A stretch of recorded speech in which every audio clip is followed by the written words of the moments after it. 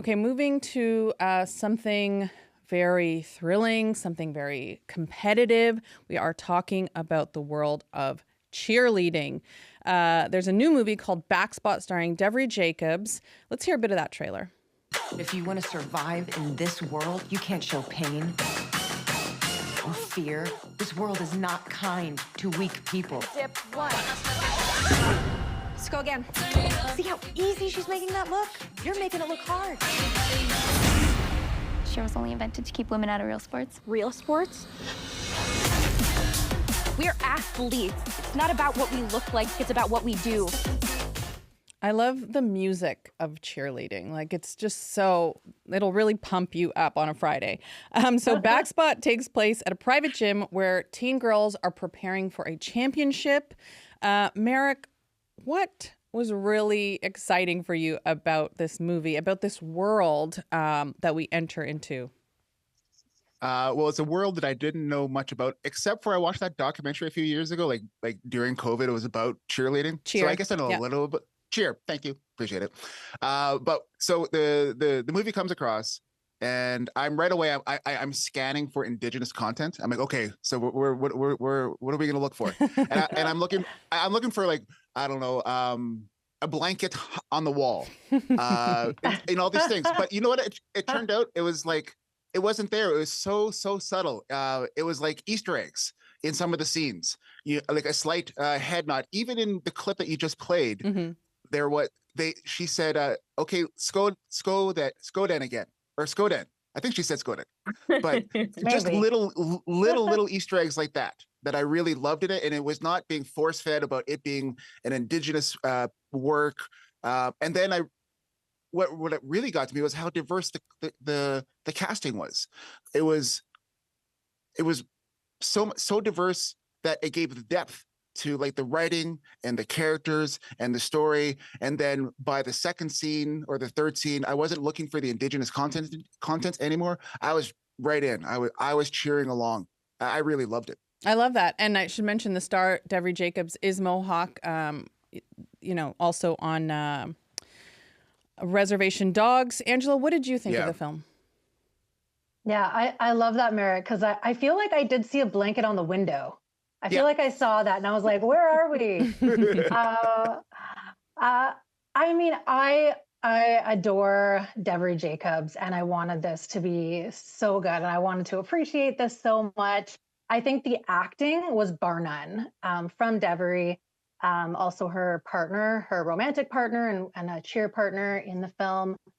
I loved the tension, the eyebrow picking. I was like, what? Like, this is so intense. And it felt like it was building up to something. And in the end, I couldn't figure out what the plot was. I even had to go back and watch it a couple times to figure out, like, what is exact. Marek, you're pointing, so I'm like dying to hear what you're saying.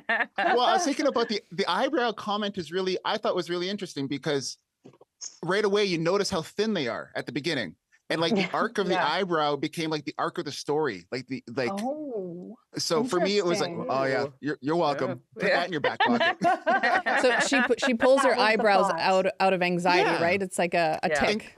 Yeah. And it was like in the public, you'd see her rubbing her eyebrow just a little bit, but in private, she was pulling out each strand like by the follicle. So it was, for me, that was like a real analogy of identity and just trying to fit in, and your little ticks to fit in. Like a microcosm. Exactly. So, and then for me, the whole movie was about identity. Like, really? That's what I love. Yeah. Like there was image identity. There was, no one questioned that she was Indigenous. There was I don't think there was even mention to it. No. But their identity as a queer person in this community. And then I thought, well, is cheer, like, is it a safe place for people to be themselves? And that's what I kept taking away, was not so much about Indigenous identity, but identity and the agency that people were taking on to choose their identity and be themselves. I love that. But I also love it when people disagree about the movie. I mean, if you didn't like it, Angela, you didn't like it. Yeah. I mean, I think for me, as a writer and someone who's always kind of very invested in story, I I always kind of want to know what the plot is or what the drive is. I want to know more about her anxiety. I want to know, was this coming from her mom? And I just felt like there were some elements that were taken out. And at the end, it was sort of more of an observation into Riley's life, which if that was the point, then I think it was well done. Yeah. Very diplomatically put, I feel. Phelan, you know, I am something of a connoisseur of cheer movies myself, and I hear you are as well. But I feel we've come such a long way from like Bring It On But I'm a Cheerleader to, as Marek mentioned, the docuseries Cheer, which became a massive hit on Netflix. Where does this movie kind of fall into that much celebrated canon, if you will? Well, you know what? I kind of don't feel like it does. You know, I do love, I mean, during the pandemic, there were two weird YouTube rabbit holes I fell into. One was dog dancing. Watch it. It's amazing. And two was cheer competitions. I started watching all of these American cheer competitions and I fell in love with them because I do really love the sport of it and it terrifies me and I love that anxiety. And this movie isn't really going to if that's what you're looking for, if you're looking for that really intense, you know, cheer routine, dance driven athleticism, you're not really going to see it in this film. So for me, I mean, you know, I know it's an indie film. It's a first film. They filmed it in like 17 days and you know those girls did all of that work and Devery had to learn how to become a cheerleader in 17 days. So all of that is really applaudable, definitely. But for me, I think the thing that really excited me about this film is not what you see on the screen, but the fact that Devery was a producer on it. That excites me because what that means is, you know, we're finding our way into more spaces, and we're becoming producers and writers and directors. And I just want to see more and more of that develop so we get more content because I am just so happy to see more Indigenous faces and bodies and stories on screens. Mm-hmm. Well, Marek, you know, we've all talked a bit about Devery Jacobs, mentioned her starring role in Reservation Dogs and the Marvel show Echo. What did you think about her performance here? 30 years old and whipping out back handsprings like that. It was amazing. In 17 days also? In 17 days. I understand that. I think she was an elite gymnast in the Montreal area.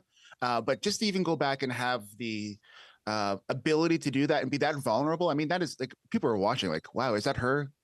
You know, but what I really loved about her performance was how nuanced it was.